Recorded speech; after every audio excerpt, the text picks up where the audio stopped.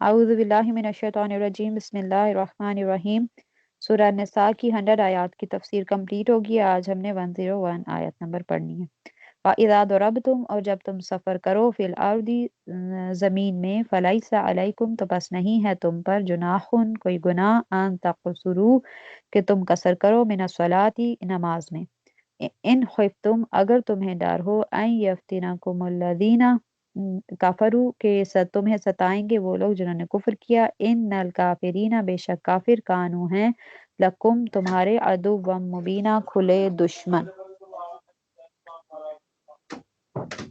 اور جب تم زمین میں سفر کرو تو پس نہیں تم پر کوئی گناہ کہ تم نماز کو قصر کر لو، اگر تمہیں ڈر ہو کہ تمہیں ستائیں گے کافر، بے شک کافر تمہارے کھلے دشمن ہیں۔ جی، اس آیت میں اللہ سبحانہ و تعالیٰ جو ہیں وہ قصر نماز کی رخصت دے رہے ہیں یا قصر نماز کا حکم دے رہے ہیں۔ اس آیت کا معنی یہ ہے کہ جب تم سفر میں نکلو تو اپنی نماز کو کم کر لو۔ قصر کا معنی ہوتا ہے نصف کرنا یا آدھا کر کے پڑھنا، یعنی جو فرض نماز 4 رکعت ہے اس کو 2 رکعت کر کے ادا کر لو۔ قصر نماز جو ہے وہ صرف فرض کے جو 4 رکعت فرض ہوتی ہے اس میں 2 رکعت کر کے پڑھنے کا حکم ہے، یعنی قصر نماز صرف 4 رکعت فرض کو 2 رکعت پڑھنا ہے، یہ قصر ہے۔ باقی اگر 2 فرض ہیں یا 3 فرض ہیں، جیسے فجر کے 2 فرض ہیں اور مغرب کے 3 فرض ہیں یا 3 وتر ہیں، تو وہ اسی طرح ادا کریں گے، وہ اپنی اصلی حالت پر رہیں گے، یعنی 2 فرض ہی، قصر میں بھی 2 فرض ہی ادا کیے جائیں گے، اور مغرب کے 3 فرض ادا کیے جائیں گے، اور عشاء کے وتر بھی 3 ہی ادا کیے جائیں گے۔ لیکن جو نمازیں 4 رکعت ہیں وہ قصر میں 2 رکعت ہو جائیں گی، فرض نماز۔ یہ قصر صرف فرض نمازوں میں واجب ہے، سنت اور نوافل جو ہے وہ پورے ادا کیے جائیں گے۔ لیکن سفر میں یہ آسانی ہے کہ سنت اور نوافل کے بارے میں یہ حکم ہے کہ اگر کوئی اسے چھوڑ بھی دے گا تو اس کو گناہ نہیں ہوگا، جسٹ وہ فرض پڑھ لے تو پھر بھی ٹھیک ہے۔ اور دوران سفر جو ہے وہ جمعہ اور جماعت یہ دونوں بھی واجب نہیں رہتے، ٹھیک ہے۔ اب یہاں پہ یہ دیکھ لیتے ہیں کہ شرعی سفر ہوتا کیا ہے، کون سا سفر ہے جس میں آپ قصر نماز پڑھ سکتے ہیں۔ تو اگر کوئی انسان اپنی شہر کی حدود سے باہر 92 کلومیٹر کی مسافت پر چلا جائے تو وہ شرعی مسافر کہلائے گا۔ اب وہ 92 کلومیٹر کی مسافت جب وہ طے کر رہا ہے، یہ سفر جب طے کر رہا ہے یا سفر میں ہے، تو اس میں جس بھی نماز کا وقت ہوگا وہ اس سے قصر کر کے پڑھے گا۔ جس وقت تک وہ سفر کرتا رہے گا اس وقت تک جو بھی نماز آئے گی وہ سب قصر ہی ہوں گی۔ پھر اپنا سفر کمپلیٹ کرنے کے بعد جب مسافر کسی مقام یا کسی شہر جس جگہ اس نے جانا ہے وہ اس جگہ پر پہنچے گا تو پھر اس کی نیت دیکھی جائے گی۔ اگر اس کا ارادہ 15 دن سے کم قیام کرنے کا ہے تو پھر وہ نماز کو قصر کرے گا، اور اگر 15 دن یا 15 دن سے زیادہ رہنے کا ہے تو پھر پوری نماز پڑھے گا۔ اس میں ایک اور مسئلہ بھی ہے کہ اگر کوئی شخص وہ کسی مقام پر جاتا ہے اور وہ مسافر ہے، ٹھیک ہے، وہ شرعی مسافر ہے، اس کی نیت 15 دن سے کم رہنے کی ہے، لیکن وہاں پر جو مقامی مسجد ہے اس کے مقامی امام کے پیچھے وہ نماز پڑھتا ہے تو پھر وہ پوری نماز پڑھے گا۔ یہ نہیں ہوگی کہ وہ امام صاحب جو ہیں وہ 4 رکعت پڑھا رہے ہیں تو یہ 2 رکعت پڑھ کے تو ہٹ جائے، یہ پوری نماز ادا کرے گا۔ کیونکہ نماز کو دوران سفر قصر کرنے کا حکم اللہ سبحانہ و تعالیٰ نے دے دیا تو اس لیے اب نماز کو قصر کرنا واجب ہے۔ اگر کوئی حالت سفر میں ہے اور وہ قصر کی بجائے پوری نماز پڑھ دیتا ہے، وہ کہتا ہے مطلب اس آسانی کو وہ اویل نہیں کرتا، اللہ سبحانہ و تعالیٰ نے جب قصر کہا ہے تو وہ اس کو نہیں مانتا اور وہ پوری نماز پڑھ دیتا ہے کہ شاید اسے زیادہ ثواب ملے گا، تو اس کی فقہا کہتے ہیں کہ اس کی نماز تو ادا ہو جائے گی لیکن وہ انسان گناہ گار ہوگا، کیونکہ اللہ سبحانہ و تعالیٰ ایک حکم فرما رہے ہیں اور اس نے وہ نہیں مانا، اور وہ 2 رکعت پڑھنی تھی نماز، اس نے 4 رکعت پڑھ دی، تو اب اس کی پہلی 2 رکعت جو ہیں وہ فرض نماز شمار ہوگی اور اگلی 2 رکعت جو ہیں وہ اس کے نوافل شمار ہوں گی۔ پھر ایک اور مسئلہ ہے کہ اگر حالت سفر میں جو بھی نماز اس کی قضا ہو جائے گی، اب وہ نہیں ادا کر پایا وہ دوران سفر، تو وہ جب حالت حضر میں یا اپنے گھر میں جب واپس آئے گا تو وہ اس نماز کو قصر کر کے پڑھے گا جو اس کی دوران سفر میں قضا ہوئی پڑے گا۔ اسی طرح اگر کوئی حالت سفر میں حالت حضر کی قضا نماز پڑھنا چاہ رہا ہے تو وہ پوری نماز ادا کرے گا، یعنی جو قضا نماز جس حالت میں قضا ہوئی ہے اس کو اسی حالت میں رکھا جائے گا، اور چاہے آپ سچویشن چینج کر دیتے ہیں تو وہ اتنی ہی پڑھی جائے گی۔ اور اگر ایک اور پوائنٹ ہے کہ اگر دوران سفر سمت معلوم نہیں ہو رہی کہ خانہ کعبہ کس سائڈ پہ ہے، تو آپ جس طرف بھی منہ کر کے نماز پڑھیں گے نماز ادا ہو جائے گی۔ یعنی مثال کے طور پر عشاء کی نماز ہے، اب آپ کو سمجھ نہیں آ رہی کہ کس سائڈ پہ سمت ہے یا کدھر ہے، یا آپ پلین میں ہیں اور آپ کو پتہ نہیں چل رہا، یا کسی ایسی جگہ پر ہیں اور پتہ نہیں چل رہا، تو پھر آپ جس طرح بھی منہ کر کے نماز پڑھیں گے نماز ادا ہو جائے گی۔ بظاہر اس آیت سے ایک اور پوائنٹ سچ رہ گیا کہ اگر کوئی مسافر امام ہے، کوئی ہے وہ مسافر اور وہ امام ہے، اور وہ جس جگہ پر جا کر رہتا ہے وہاں وہ جماعت کراتا ہے، ٹھیک ہے، اور اس کے پیچھے مسافر اور مقامی لوگ دونوں نماز پڑھتے ہیں، تو امام جو ہے وہ اپنی قصر نماز پڑھ کے، قصر نماز کی صرف جماعت کروا کے سلام پھیر دے گا، اور مسافر جو اس کے ساتھ مسافر ہیں وہ بھی سلام پھیر دیں گے، لیکن مقامی لوگ جو ہیں وہ اپنی پوری نماز ادا کریں گے۔ جی، اس آیت سے بظاہر یہ معلوم ہو رہا ہے کہ قصر نماز کا حکم صرف تب ہے جب کافر جو ہیں وہ مسلمانوں کو ستائیں، یعنی کفار کی طرف سے ستائے جانے کا خطرہ ہو، تب قصر نماز کا حکم ہے، جیسے اس آیت کو پڑھ کے یہ سمجھ آ رہی ہے۔ لیکن احادیث کی روشنی میں ہمیں پتہ چلتا ہے کہ قصر نماز کا حکم امن اور جنگ، یعنی خوف کی حالت میں اور امن کی حالت میں، دونوں حالتوں میں قصر، اگر کوئی سفر کر رہا ہے تو وہ دوران سفر قصر ہی پڑے گا۔ جیسے حضرت یعلا بن امیہ بیان کرتے ہیں کہ میں نے حضرت عمر بن ابن خطاب سے پوچھا کہ اللہ تعالیٰ نے فرمایا کہ اگر تم کو یہ خدشہ ہو کہ کافر تم پر حملہ کریں گے تو اس میں کوئی مذائقہ نہیں کہ تم سفر میں قصر کر لو، یعنی یہ والی آیت پڑھی انہوں نے۔ اور اب تو لوگ سفر میں کفار کے حملہ سے امن میں ہیں، تو حضرت عمر نے کہا کہ جس چیز سے تم کو تعجب ہوا ہے مجھے بھی تعجب ہوا تھا، میں نے رسول اللہ صلی اللہ علیہ وسلم سے اس کے متعلق سوال کیا تھا تو رسول اللہ صلی اللہ علیہ وسلم نے فرمایا تھا کہ یہ قصر صدقہ ہے جس کو اللہ سبحانہ و تعالیٰ نے تم پر صدقہ کیا ہے، تم اس کے صدقہ کو قبول کر لو۔ پھر اسی طرح اور بھی احادیث ہے جن سے پتہ چلتا ہے کہ صحابہ کرام آقا کریم صلی اللہ علیہ وسلم کے ساتھ سفر کیا کرتے تھے، اور وہ سفر بڑے پرامن ہوتے تھے، اور پرامن سفر میں بھی انہوں نے قصر نماز ہی پڑھی، چاہے جو ہے وہ ہے دونوں صورتوں میں، چاہے آپ خوف کی حالت میں ہوں چاہے امن کی حالت میں ہوں، دونوں صورتوں میں جو ہے نماز قصر ہی پڑھی جائے گی۔ آگے اللہ سبحانہ و تعالیٰ فرما رہے ہیں کہ بے شک کافر تمہارے کھلے دشمن ہیں۔ آپ کو یاد ہوگا کہ اسی طرح کی آیت شیطان کے بارے میں بھی آتی ہے کہ شیطان تمہارا کھلا دشمن ہے، تو اب شیطان اور کفار ایک جیسے ہی ہو گئے کہ وہ بھی آپ کو اللہ کے راستے سے دور کرتا ہے، یہ بھی آپ کو اللہ کے راستے سے دور کرتے ہیں۔ اگلی آیت میں ہے وَإِذَا، اور جب کنتا آپ ہوں فیہم ان میں، فَأَقَمْتَ پس قائم کریں، لَهُمُ الصَّلَاةَ ان کے لیے نماز، فَلْتَقُمْ تو چاہیے کہ کھڑی ہو، طَائِفَةٌ ایک جماعت، منہم ان میں سے، معک آپ کے ساتھ، وَلْيَأْخُذُوا اور چاہیے کہ وہ لے لیں، أَسْلِحَتَهُمْ اپنے ہتھیار، فَإِذَا پھر جب سجدو وہ سجدہ کر لیں، فَلْيَكُونُوا تو ہو جائیں، مِن وَرَائِكُمْ تمہارے پیچھے، وَلْتَأْتِ اور چاہیے کہ آئے، طَائِفَةٌ جماعت،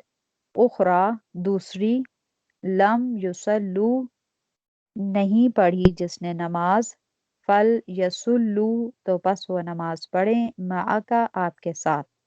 فل یأخذوا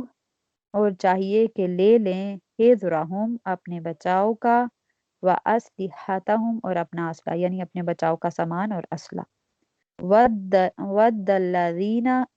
کفروا چاہتے ہیں جن لوگوں نے کفر کیا، اللہ تغفلون کہ تمہیں غافل کر دیں،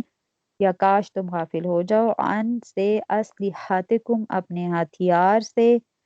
و امتعاتکم اور اپنے سامان سے وَيَمِيلُونَ اور وہ جھک پڑیں یا حملہ کر دیں علیکم تم پر میلتاً واحدہ جھکنا ایک بار یا حملہ کرنا ایک بار کہ وہ تم پر یکدم حملہ کر دیں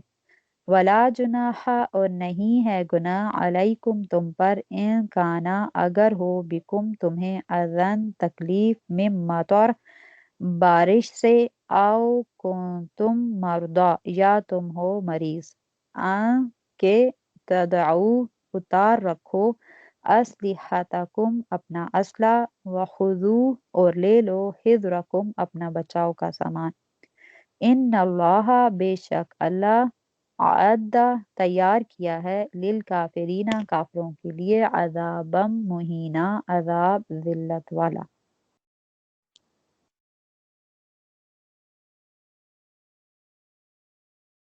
اور جب آپ صلی اللہ علیہ وسلم ان میں موجود ہوں پھر ان کے لیے نماز قائم کریں یعنی نماز پڑھانے لگیں تو چاہیے کہ ان میں سے ایک جماعت آپ کے ساتھ کھڑی ہو اور چاہیے کہ وہ اپنے ہتھیار بھی لے لیں پھر جب وہ سجدہ کر لیں تو وہ تمہارے پیچھے ہو جائیں اور اب آئے دوسری جماعت جس نے نماز نہیں پڑھی بس وہ آپ صلی اللہ علیہ وسلم کے ساتھ نماز پڑھیں اور چاہیے کہ وہ لیے رہیں اپنا بچاؤ اور اپنا اسلحہ کافر چاہتے ہیں کہ کہیں تم اپنے ہتھیاروں سے غافل ہو اور اپنے سامان سے تو تم پر اچانک حملہ کر دیں یا سب ایک دفعہ مل کر حملہ کر دیں اکٹھے ہو کر حملہ کر دیں اور تم پر گناہ نہیں اگر تمہیں بارش کی وجہ سے تکلیف ہو یا تم بیمار ہو کہ اپنا اسلحہ اتار رکھو اور اپنا بچاؤ لے لو بے شک اللہ نے کافروں کے لیے ذلت والا عذاب تیار کر رکھا ہے اس آیت میں نماز خوف کا ذکر ہو رہا ہے واقعہ کچھ اس طرح سے تھا کہ صحابہ کہتے ہیں کہ ہم رسول اللہ صلی اللہ علیہ وسلم کے ساتھ اسفان میں تھے مشرک ہمارے سامنے آ گئے جن پر خالد بن ولید امیر تھے یہ غزوہ بدر کا واقعہ ہے ٹھیک ہے یہ والی آیات جو ہیں وہ غزوہ بدر کے بارے میں کہ مشرک ہمارے سامنے آ گئے جن پر خالد بن ولید جو تھے وہ امیر تھے اور آقا کریم صلی اللہ علیہ وآلہ وسلم نے ہمیں ظہر کی نماز پڑھائی صحابہ کرام کو ظہر کی نماز پڑھائی تو سارے صحابہ نے اکٹھے نماز پڑھی سب نے مل کر نماز پڑھی جب وہ نماز پڑھ چکے جب انہوں نے نماز شروع کی تو کفار جو ہیں وہ پیچھے ہٹ گئے کہ یہ نماز پڑھ لے اور جب وہ نماز پڑھ چکے تو مشرکوں نے کہا آپس میں ایک دوسرے سے بات کی کہ مسلمان ایسی حالت پر تھے کہ کاش ہم ان کی غفلت سے فائدہ اٹھا لیتے یعنی یہ تو سارے نماز پڑھ رہے تھے اور ان کے اسلحے وغیرہ سب فارغ تھے ہم ان پر اچانک حملہ کر سکتے تھے اور پھر انہوں نے کہا کہ اب ان پر آپس میں ہی باتیں کر رہے ہیں ٹھیک ہے گفتگو کر رہے ہیں کہ اب ان پر ایسی نماز کا وقت آنے والا ہے جو انہیں ان کے بیٹوں اور جانوں سے بھی زیادہ عزیز ہے یعنی عصر کی نماز ظہر کے بعد آ رہا ہے اگلی نماز عصر کی تھی اور عصر کی نماز صحابہ کرام کو اپنی جانوں اور اپنے بیٹوں سے بھی زیادہ عزیز تھی اور یہ اس نماز کو وہ آپس میں کہہ رہے ہیں کہ یہ اب ان پر جو نماز آ رہی ہے وہ ان کے بیٹوں اور ان کی جانوں سے بھی زیادہ عزیز ہے اور یہ اس نماز کو کبھی بھی نہیں چھوڑیں گے جب یہ نماز پڑھنے لگیں تو ہم ان پر اچانک حملہ کر دیں گے وہ یہ پلاننگ کر رہے تھے ٹھیک ہے تو اللہ سبحانہ و تعالیٰ نے حضرت جبرائیل امین کو فوراً بھیجا تو حضرت جبرائیل امین ظہر اور عصر کے درمیان یہ والی آیت لائے اور جب نماز کا وقت ہوا تو آقا کریم صلی اللہ علیہ وآلہ وسلم نے صحابہ کو حکم دیا کہ اپنا اسلحہ پکڑ لو اور آقا کریم صلی اللہ علیہ وسلم کے پیچھے 2 صفیں بنا لیں اور سب مل کر جو ہے وہ اللہ تکبیر کہیں اللہ اکبر کہہ کر ایک صف جو ہے اس کا منہ دشمن کی طرف رہے وہ دشمن کے ساتھ اسی طرح رہے اور ایک جماعت جو ہے وہ آقا کریم صلی اللہ علیہ وسلم کے پیچھے 1 رکعت پڑے گی جب یہ 1 رکعت پڑھ لے گی تو بغیر بات کیے بغیر سلام پھیرے یہ پہلی والی جماعت دوسری والی جماعت کی جگہ پر چلی جائے گی اور دوسری جماعت آقا کریم صلی اللہ علیہ وسلم کے پیچھے آ کر دوسری رکعت اسی طرح ادا کرے پھر جب یہ دوسری رکعت ادا ہو جائے گی تو آقا کریم صلی اللہ علیہ وسلم سلام پھیر دیں گے ٹھیک ہے لیکن صحابہ بغیر کلام کیے بغیر بات چیت کیے سلام پھیرے بغیر یہ واپس جائیں گے، دوسری جماعت واپس پہلی جماعت کی جگہ پر جائے گی، یعنی دشمنوں کے سامنے جائے گی، اور وہ جماعت جس نے پہلی رکعت آقا کریم صلی اللہ علیہ وسلم کے سامنے پڑھی تھی وہ واپس آئیں گے اور واپس آ کر اپنی دوسری رکعت جو ہے وہ ادا کریں گے، ٹھیک ہے۔ اور پھر یہ واپس چلے جائیں گے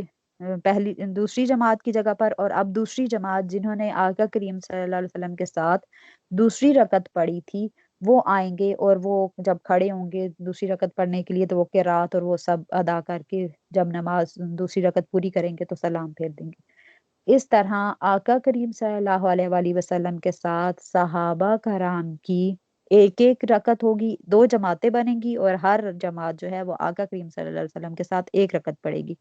آقا کریم صلی اللہ علیہ وسلم کی جماعت کے ساتھ دو رکعت ہوں گی، لیکن گروپس کی جو جماعتیں تھیں ان کی ایک ایک رکعت آقا کریم کے پیچھے ہوگی، اور ایک ایک رکعت جو ہے وہ خود سے ادا کریں گے، یعنی دو رکعت۔ یہ نماز خوف ہے، ٹھیک ہے، یہ قصر بھی ہوگی، آدھی بھی ہوگی، اور یہ خوف کی حالت میں ہے، یعنی جنگ کی حالت میں، اس کو نماز خوف کہتے ہیں۔ تو یہ جب حضرت جبرائیل امین یہ سب طریقہ آ کر انہوں نے بتایا تو اور اسی وحی میں اللہ سبحانہ و تعالیٰ نے جو یہ پلاننگ کر رہے تھے کہ ہم اگلی نماز میں ان پر اچانک حملہ کر دیں گے، اس کو بھی ان لوگوں پر ظاہر کر دیا، مسلمانوں پر ظاہر کر دیا کہ وہ آقا کریم صلی اللہ علیہ وسلم کو اس سے مطلع فرما دیا، اور اگلی نماز انہوں نے اپنا اسلحہ لے کر، اور ایک گروپ جو ہے وہ دشمن کی طرف رہا اور ایک گروپ نے اپنی نماز ادا کر لی۔ اچھا، اس میں یہ جو اسلحہ لینے کی بات ہے وہ دونوں گروپس کی ہے کہ جو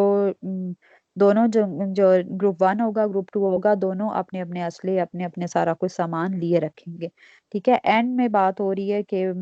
اگر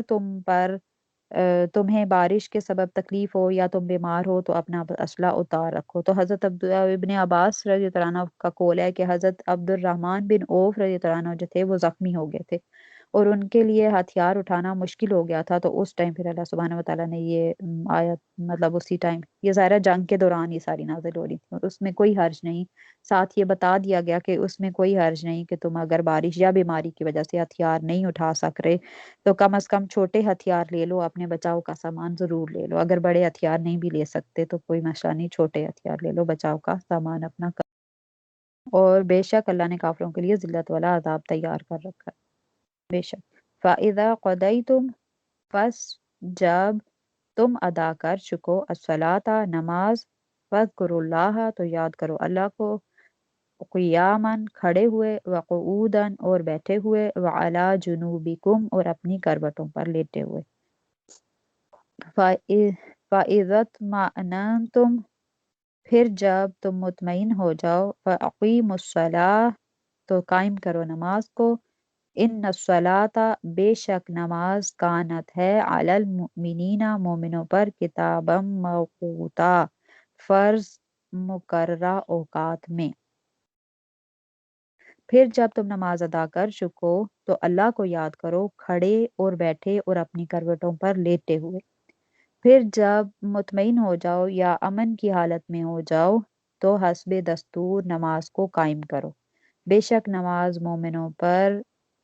مقررہ اوقات میں فرض ہے۔ اس آیت سے یہ پتہ چل رہا ہے کہ نماز کے بعد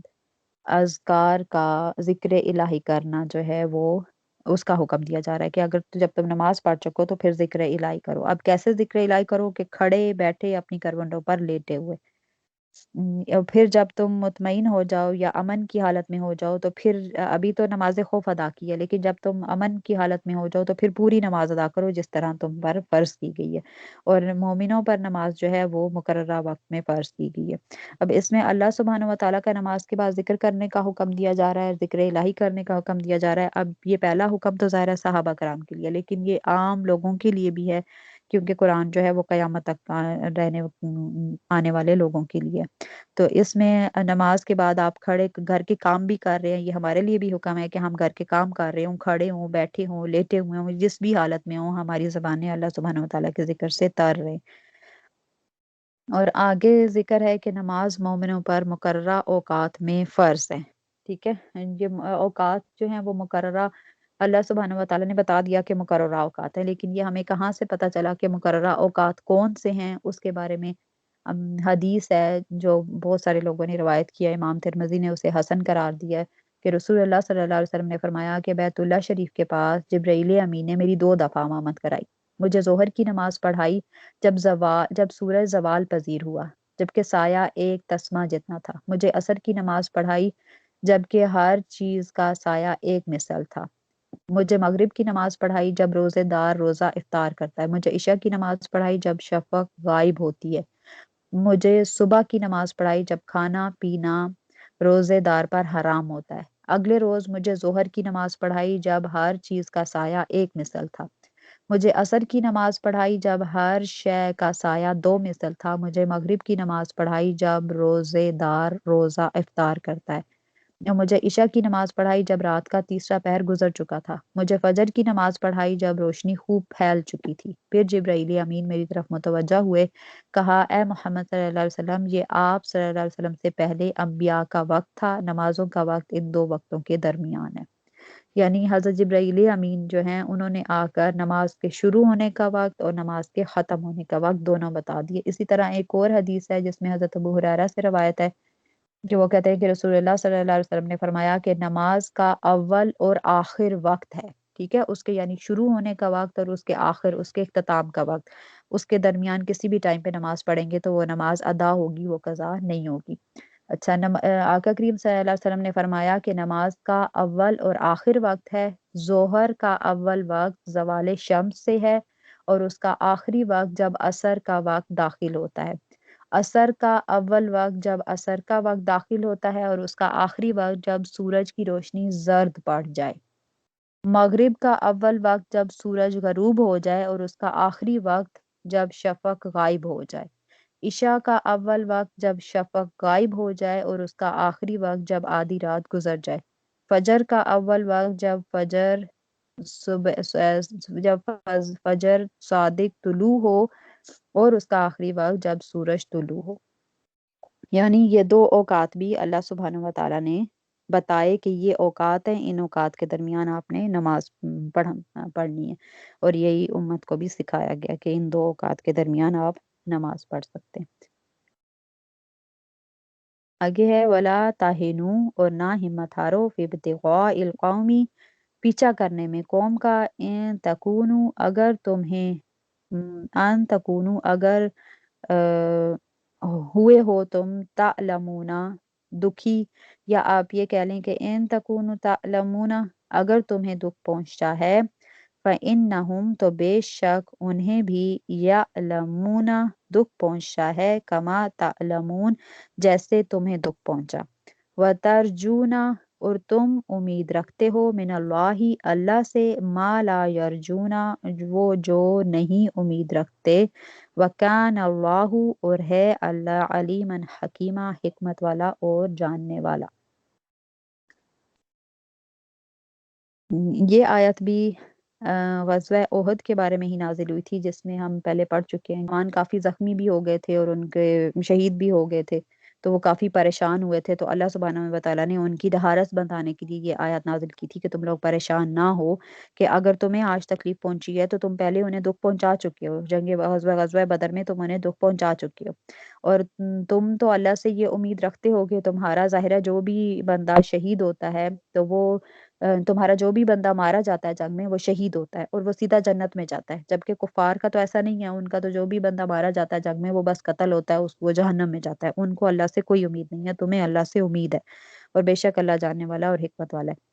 اور جب جنگ احد ہوئی اور اس میں مسلمانوں کو تکلیف پہنچی، تو آقا کریم صلی اللہ علیہ وسلم پہاڑ پر چڑھ گئے، تو ابو سفیان نے کہا کہ یا محمد، یہ ہم پہلے پڑھ چکے ہیں، ٹھیک ہے، یا محمد صلی اللہ علیہ وسلم، آپ کو جو زخم پہنچے ہیں وہ ہمارے زخموں کا بدلہ ہوگے، اور جنگ جو ہے وہ کنویں کے ڈول کی طرح ہوتی ہے، ایک دن ہمارا ہوتا ہے اور ایک دن تمہارا ہوتا ہے، تو رسول اللہ صلی اللہ علیہ وسلم نے فرمایا کہ اس کو جواب دو، تو آپ صلی اللہ علیہ وسلم کے اصحاب نے کہا کہ ہم اور تم برابر نہیں ہیں، ہمارے مقتول جنت میں ہیں اور تمہارے مقتول دوزخ میں ہیں۔ تو ابو سفیان نے کہا کہ ہمارا عزا اور تمہارا عزا نہیں ہے، رسول اللہ صلی اللہ علیہ وسلم نے فرمایا کہ اس سے کہو کہ اللہ ہمارا مددگار ہے، تمہارا کوئی مددگار نہیں۔ یا اللہ ہمارا مولا ہے، تمہارا کوئی مولا نہیں۔ تو ابو سفیان نے کہا کہ حبل بلند ہو، تو اس پر آقا کریم صلی اللہ علیہ وسلم نے فرمایا کہ اللہ اعلیٰ اور اجل ہے۔ یعنی اس آیت میں مسلمانوں کی ڈھارس بندائی جا رہی ہے کہ تم پریشان مت ہو، اور ان کا پیچھا کرنے سے ہمت مت ہارو۔ مطلب اگر تمہیں تکلیف پہنچی ہے تو تم اب ہمت ہار کے بیٹھ جاؤ کہ ہم تو زخمی ہو گئے ہیں، کیونکہ لوگ اس طرح کی بھی باتیں کرنا شروع ہو گئے تھے نا کہ اگر تم لوگ مسلمان واقعی سچے ہوتے یا ان کا مذہب صحیح ہوتا تو انہیں تکلیف کیوں پہنچی، یہ پھر ہر جنگ جیتتے ہی، جو ہم کافی پیچھے کافی ڈیٹیل میں پڑھ چکے ہیں۔ تو اس پر اللہ سبحانہ و تعالیٰ نے انہیں جو ہے ان کی ڈھارس بندھائی اور ان کی ہمت بڑھائی۔ اگلا انشاءاللہ نیکسٹ کلاس میں پڑھیں گے۔ وآخر دعوانا الحمد للہ رب العالمین۔